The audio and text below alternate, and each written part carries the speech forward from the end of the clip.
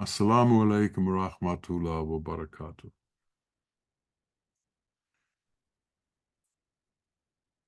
An oak tree starts as a seed and grows and grows and becomes a majestic tree. And it's like that in the world. Not everything comes into being full blown. There is a period of growth. You can see it in the animal kingdom. You can see the babies being born. You can see as they develop. You can see as they grow. And it's like that with man. Man begins as a child and grows into his maturity, grows from infancy to puberty, through his teenage years, through his young adult life, to his maturity. And as he goes through these steps, in each one, he picks up ideas. These ideas come from his parents. These ideas come from his teachers. These ideas come from his contemporaries. And the young being takes these ideas and they become hallmarks for his existence. He believes in them. It is said that which you learn as a child is written in stone. That which you learn later on is like writing on water. So these ideas that are brought into being when men, women are young and in the process of maturing become very important. They become very attached to these ideas, and it becomes very, very difficult to let go of these ideas. Many of these ideas are not wise. They're not based in wisdom. They're based in culture. They're based in religion. They're based in nationality. They're based in patriotism. They're based in all kinds of things that are other than wisdom.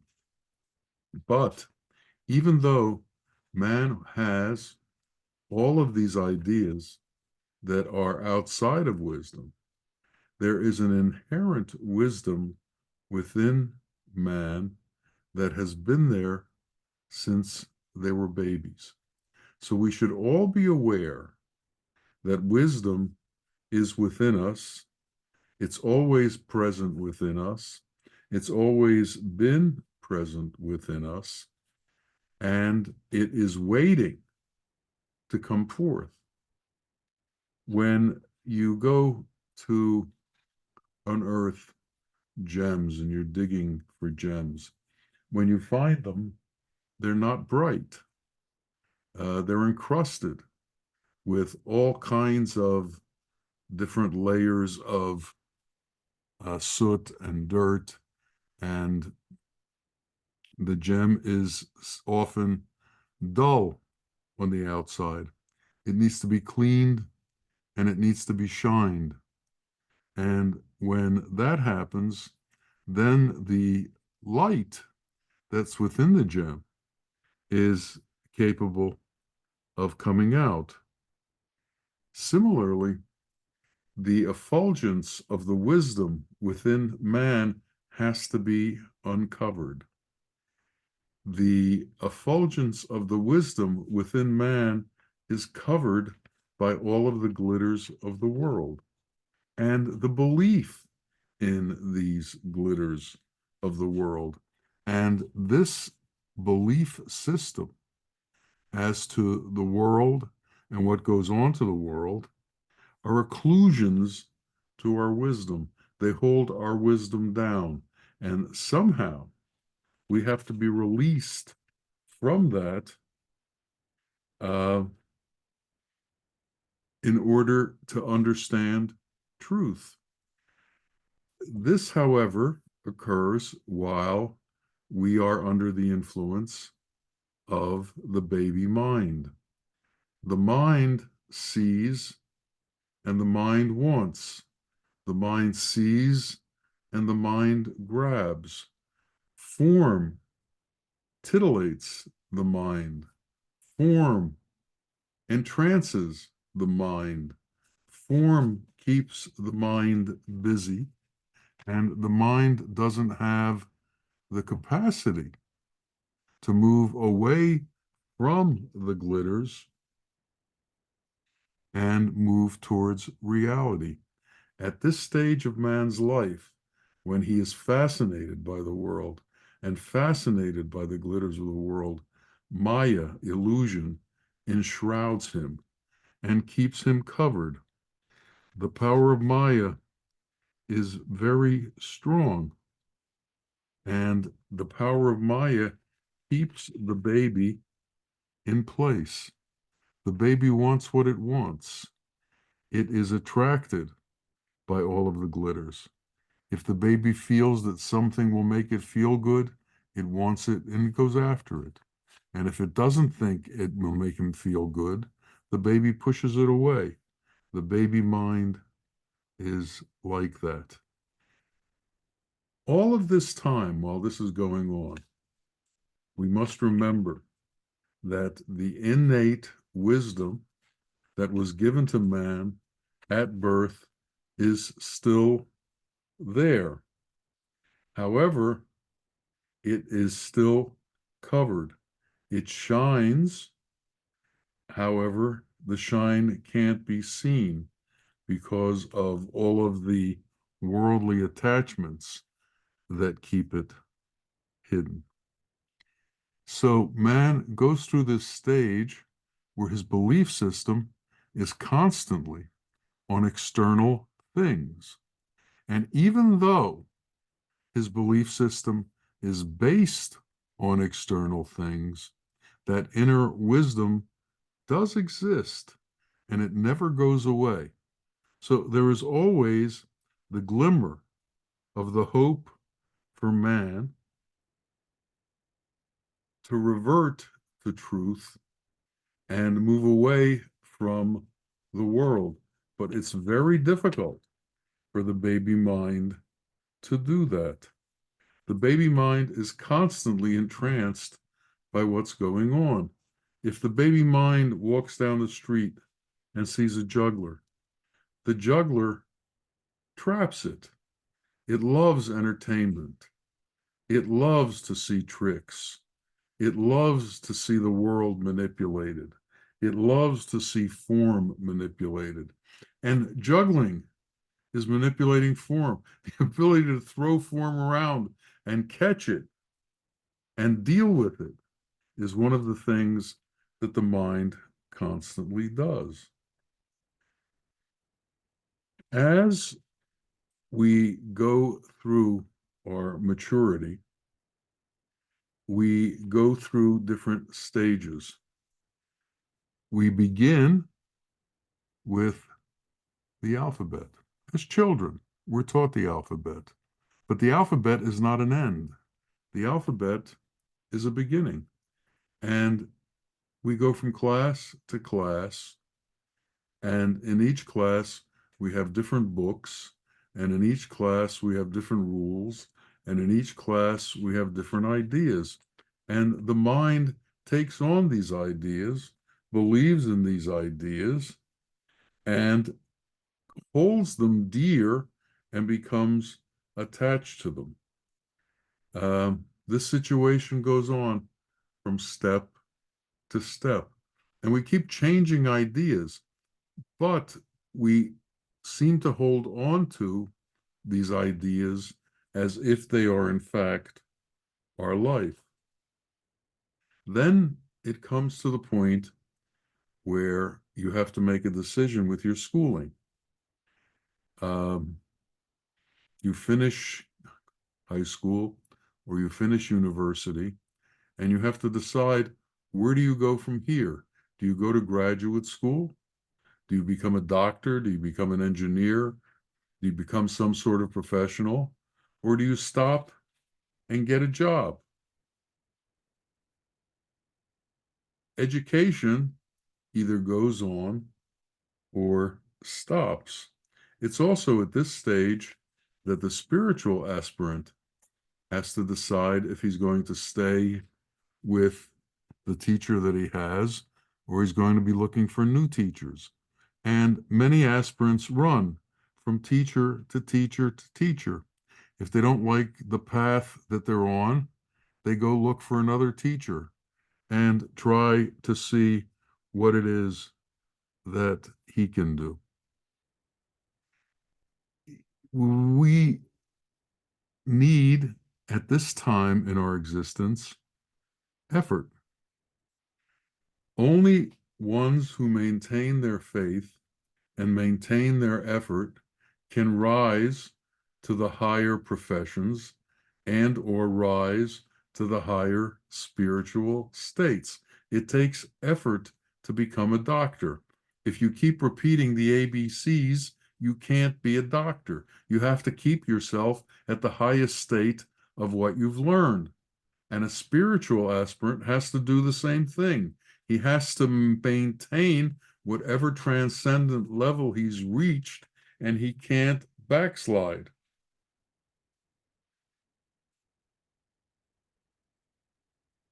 At all this time, there is still within man this undercurrent of faith. Everything is superimposed on this undercurrent of faith. Everything is superimposed on this belief of God because that is inherent in man. Even the atheist, if he's driving at night and he sees headlights coming at him, will scream, "Oh my God." Well, what is that? That's the inherent faith that is within him. That's the inherent faith that he holds on to that never goes away.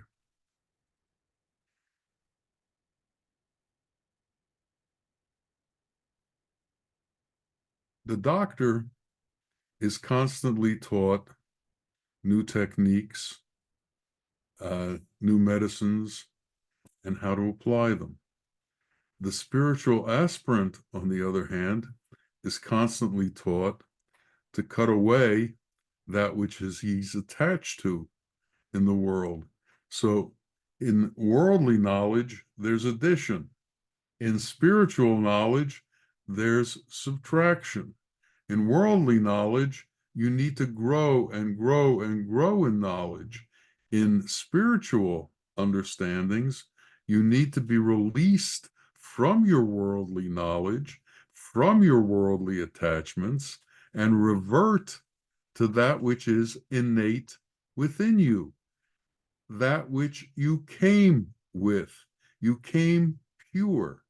You became impure in your travel through the world, and now we have to become pure again. The spiritual teacher, the guru, the sheikh, teaches what you need to know and teaches you why you need to let go of these things. But this letting go becomes difficult. It's very easy for the mind to deal with form and to manipulate form and to hold on to form and to praise form and to work with form and to be satisfied with form. But when the teacher says you have to get rid of your attachment to form, all of a sudden there's conflict. There's conflict because the mind cannot imagine formlessness. The mind cannot imagine existence without form. Form is the mind's crutch. Form is what the mind holds on to take it from place to place. Form is what gives the mind its identity within the world. Its attachments become its identity within the world. My name, my religion, my creed, my caste, my nationality, my color, my profession, my power, my fame. All of these things make for an identity. And when the teacher says you have to give these things up, there is this point where people go, I'm going to give up my identity. How can I possibly exist without my identity? And this is the crossroads. This is the point where you either move forward or you backslide and allow Maya to overwhelm you and allow your attachments to the world to overwhelm you. This is where your adherence to religion becomes very, very, very powerful. And your adherence to your religion becomes so powerful that you need to tell everybody else about it. And you have to convince anybody who isn't doing what you're doing to do what you do. Why? Because of the insecurity of seeing somebody else do something different. It makes you feel like, what have I done wrong? Therefore, since I can't do anything wrong, they must be doing something wrong, and I'm going to change them so that they understand what I understand, and then everything will be all right. I will be amongst those who believe like me, and only those who believe like me. This is a constant within all of the religions. Each one of them tries to tell you they are the way. And if you go any other way, you are doomed because you have gone the wrong way and God expects you to go this way. But ask yourself, over the course of time, religions have come and come and come, and all of them are God-based. All of them have holy scriptures. So does God have a religion? If God gave all these books, does he have a favorite? Or is God transcendent of religion? And man, when the prophets came and brought the truth of God, took this truth and made it into religions in order to try to convey the truth. But since the men who were doing the teaching after the prophets, who were doing the teaching after the holy ones left, aren't at the same level as the holy ones, aren't at the same transcendence as the holy ones, they've reduced it to things that can be understood through form and through attachment to form. So religion becomes what you wear, the color of the length of your hair, the rituals that you perform. All of these physical things become the outline of the religion because man can easily grasp the physical. Man can easily grasp the form, but formlessness becomes difficult. And to enter into formlessness becomes difficult. When the teacher tries to take you and turn you from your external attractions, from your external involvement, and pull you towards the inner light, there's resistance. How can I give up my religion?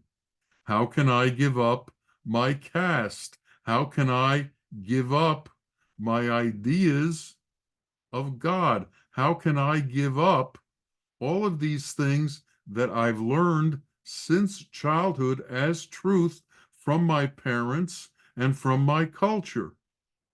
Am I capable of turning against my culture?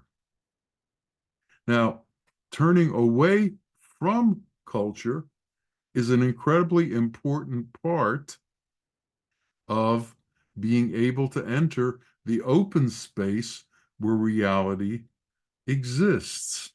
And this takes patience. But one of the necessities of patience is contentment. And as long as man is in the baby mind, he can't find contentment because anxiety riddles him. The needs that he has in this world riddle him. The ideas that he has promulgated as to what he needs to exist in the world riddle him.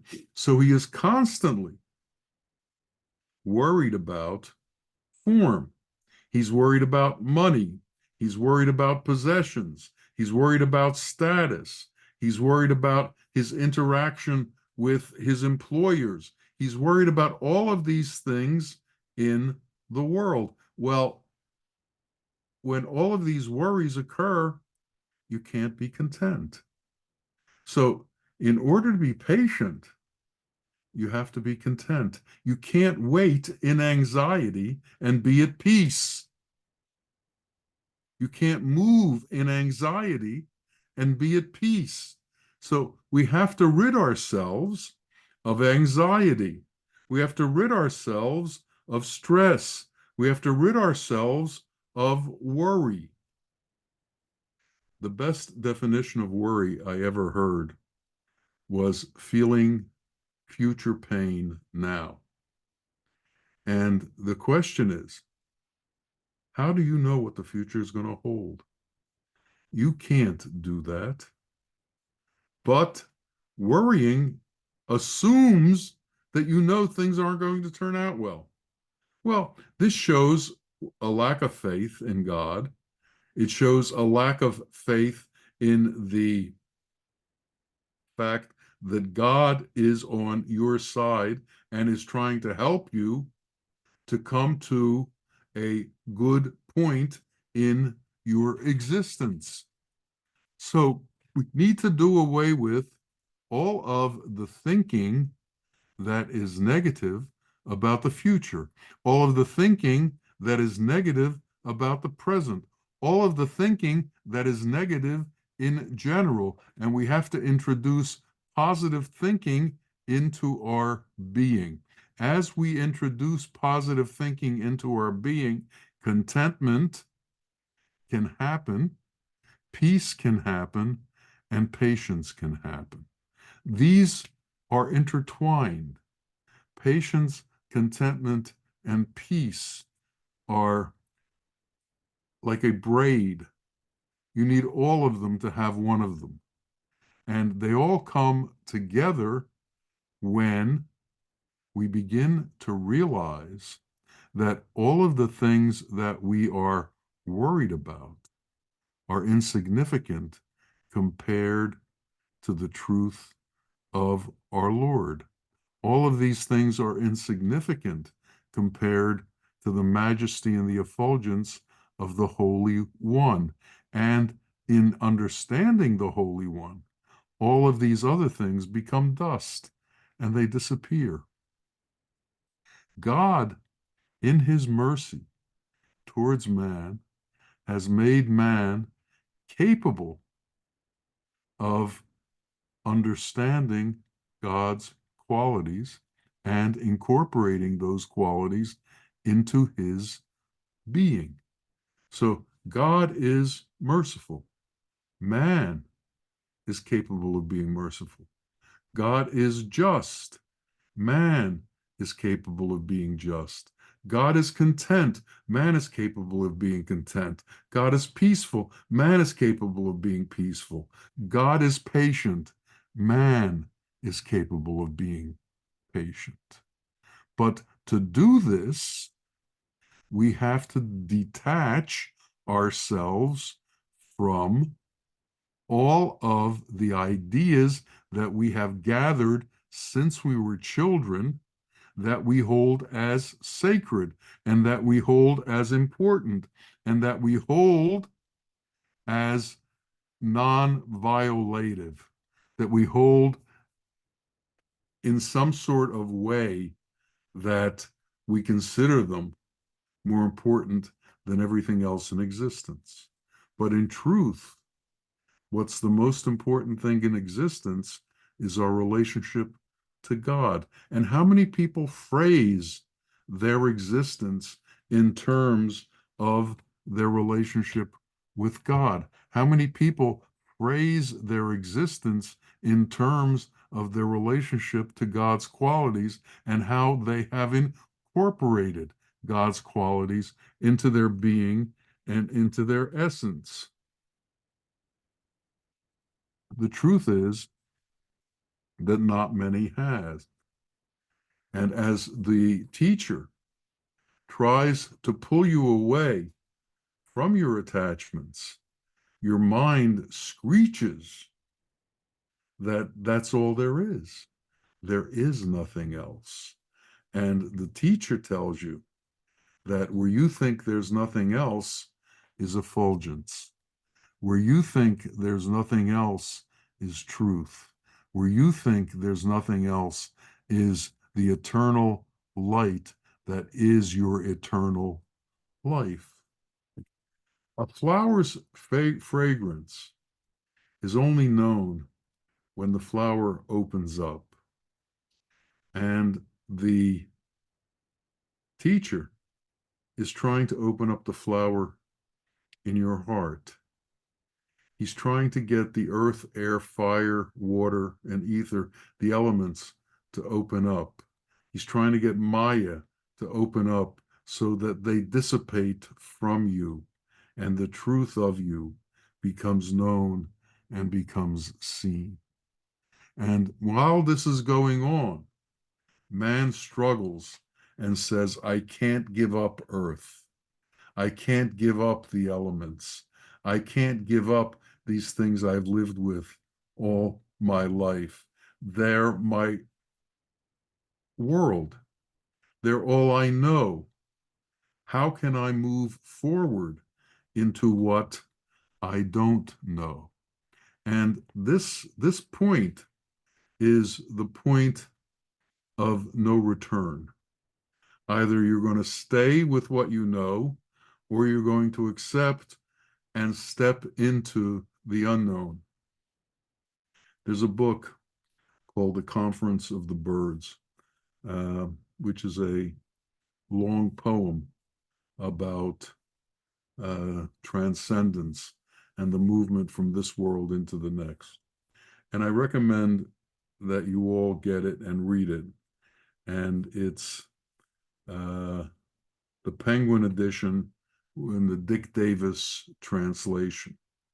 And in the beginning of the book, the birds all gather and they pick a leader, and the leader explains to them that there is a king and they have to travel towards their king.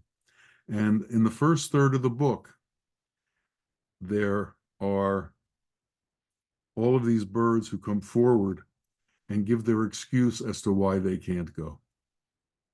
I'm too little, I'm too weak, I'm too frightened, my wings aren't very sturdy, I can't fly, I can't go long distance.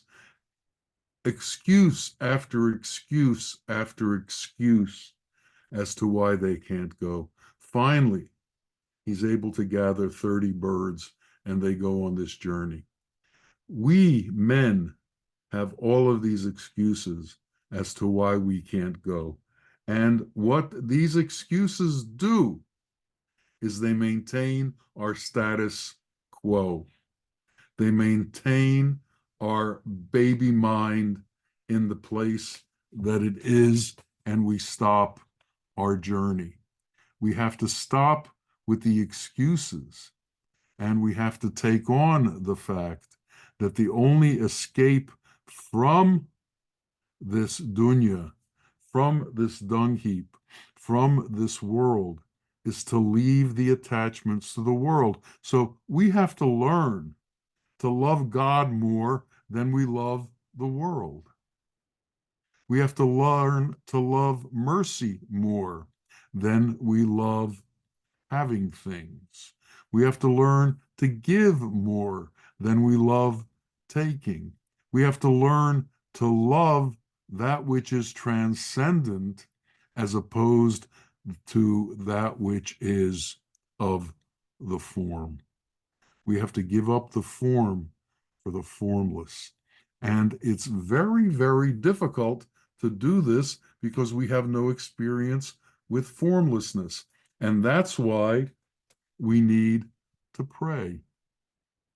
We need to pray to God to allow us to begin to understand the nature of his existence and the nature of his qualities, and to allow us to understand that those qualities have more to do with our reality than anything that we can hold or see or touch or sense with our senses. That which is beyond the senses is closer to our truth than that which is within the reach of the senses. And to those who are in love with the form, this is all double talk. To those who are in love with the form, none of this makes any sense. To those who don't wish to move any further, they will stay. They will continue to make excuses. And this is actually what's known as the Jihad.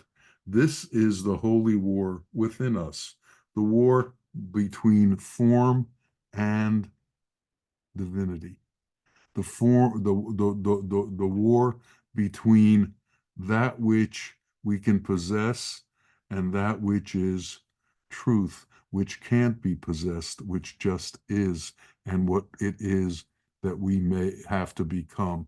We can't possess God. We have to become godly.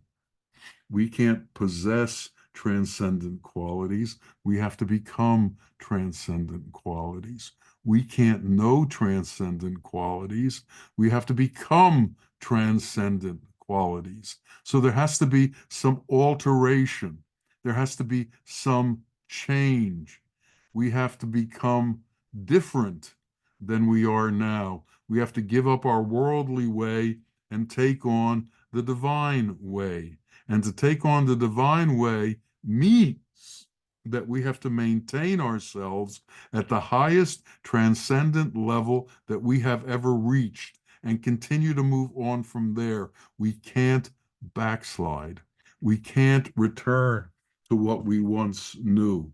We can't go back to our immaturity. We have to become mature.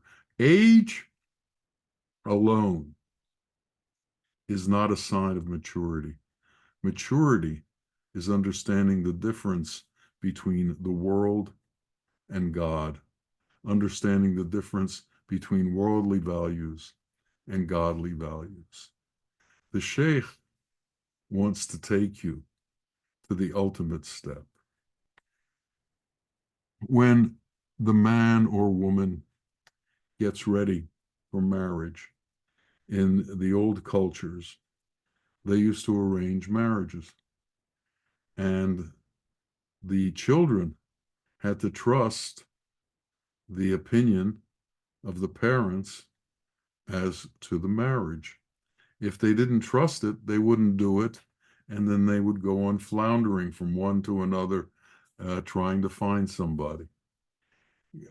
The teacher is trying to take you to the ultimate mate, God. In truth, We are all female, and there is only one male, and that is God. And the teacher is trying to arrange a marriage between each of us and God. And the question is, are we going to take on this marriage? At this point, the teacher can do no more for us. We have to do it ourselves. We have to do it through our own belief system and through our own effort, through our own acknowledgement of what is true and what is not true. And we have to change our mind and desire for God's qualities. This has to be given up. And this is an incredibly difficult thing to give up. If we can lose desire, the mind will find a way. The mind will become lost, because the mind works as the conduit for desire. So if you lose desire, you'll lose the mind, but you have to lose desire. You have to give up the desire for this world. And it has to be real, and it has to be without conditions, and it has to be through the understanding of truth and God's qualities, through the understanding of the transcendent nature of that which belongs to God. And the only way that we can know any of that is to become that. And the teacher who is among us has no attachment to the world. He has no needs within the world. I remember with our sheikh, what came into his right hand, he gave away with his left hand. What came into his left hand, he gave away with his right hand. He didn't hold on to anything because he didn't need anything of this world. He had God, and God was sufficient, and God was all he needed. We need to get to that place, or as close as we can get to that place. He was also asked once, what happens if you move forward as much as you can and you pass before you've reached the station of acceptance, the station of transcendence? And his answer was that when your devotion to the sheikh is strong, and when your love for the sheikh is strong, he mixes with you and takes you that next step. So there are assists for us everywhere, and there will be assists for us everywhere. But we have to set our intention, and we have to move forward. We have to give up all that we learned as children. We have to give up all that we learned that is other than God's qualities and other than God's transcendent values. We have to give up all the differences that we've acquired. We have to give up the millions of thoughts that our mind has that it is holding on to. We have to give them up. What does God want from you? He wants everything. And in giving up everything, you will get him. So may it be our portion that we get him. May it be our portion that we know him. May it be our portion that his qualities become our qualities and that we become at one with him. May it be so for each and every one of us. Ameen. Ameen. Ya Rabbil Alameen. Assalamu alaikum wa rahmatullahi wa barakatuh.